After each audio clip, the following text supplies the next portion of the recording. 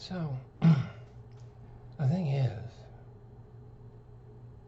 leaders, leaders without empathy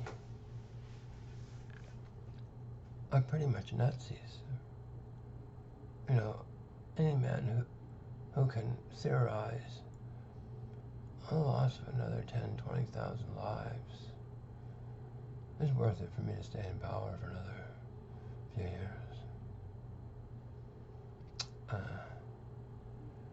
Your judicial system is polluted with self-interest. Charles Dickens knew this. He wrote Jarndyce and Jarndyce. No, Bleak House. That's the name of the book. You should read it sometime if you're interested in the history of the practice of law. Anyway, the law we have, the laws, the jurisprudence that we have currently in the West leaves quite a bit to be desired, right from the House of Lords in England, right through to the Landlord-Tenant Board in Ontario, Canada. It's polluted, just grotesquely. And you see, the thing is, it can never be held to account because no one is above the law save the law herself. This is the thing. And this kind of impunity breeds all kinds of perversions. Think about it. Thieves with access to the golden goose. You know, born again thugs, except in little guys' minds and bodies.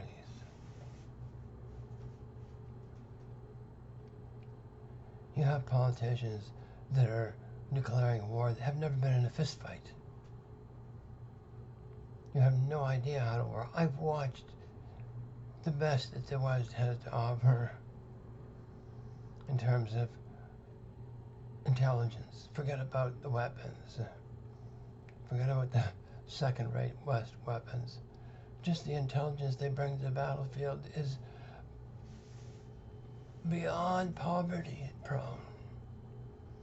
It's like they're fighting with, it's like they're spending somebody else's money. Zelensky's spending someone else's money, and the United States is spending someone else's blood. They make a good combination. I, however,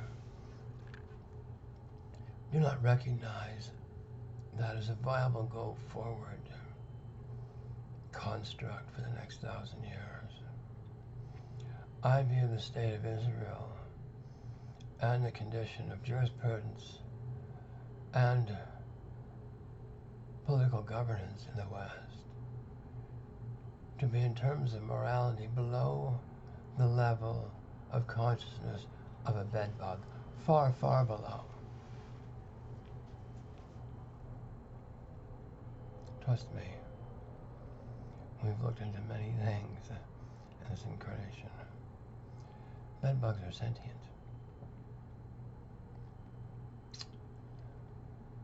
And, you know, from my perspective,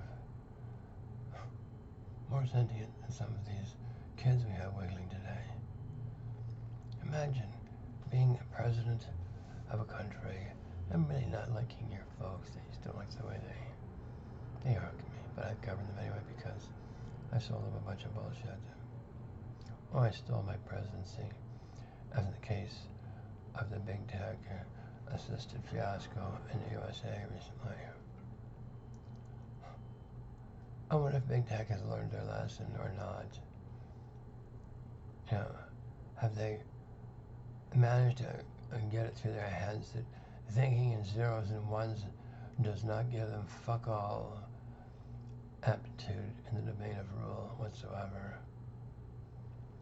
They may be good at making products available to folks at really good prices, incidentally. But in terms of bringing honor to rule, they leave something to be desired. And so does every West offering that we can see. And we've been looking for honor anywhere, and we find it in the Muslims. The really Jews, not these fake Jews. These fake Jews are worse than Hitler's Goyim ever were.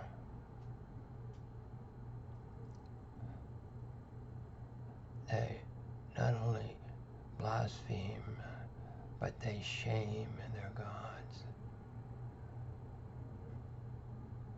to the core of his bones. These clowns that are presuming to live in somebody else's backyard and with attitude and some kind of fucking entitlement that I know nothing about, nor does my God. My God never made any deals with any Zionist whatsoever. And there's no person that can declare themselves Jew and Zionist in the same breath and look us in the eye. That's like being drunk and sober at the same time. It's pretty hard to accomplish. Let me put it to you this way. Benjamin Netanyahu is to Jew what drag queen is to girl on a good day, on the best of day.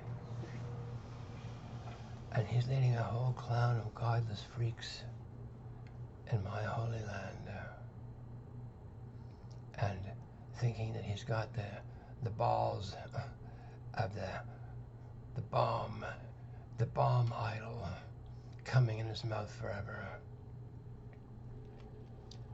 Well, I got news for him.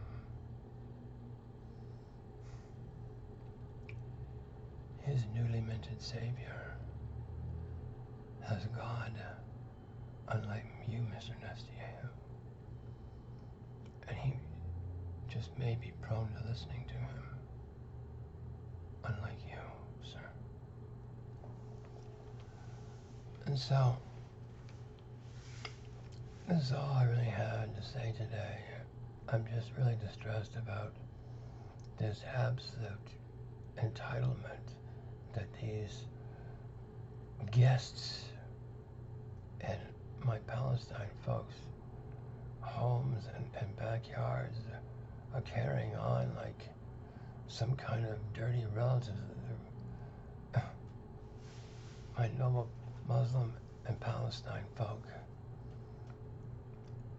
were saddled with thanks to the incompetence and the lunacy of the British and their sense of entitlement. Where that came from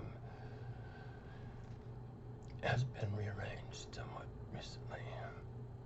In any event, this is your King of Kings, being your mirror.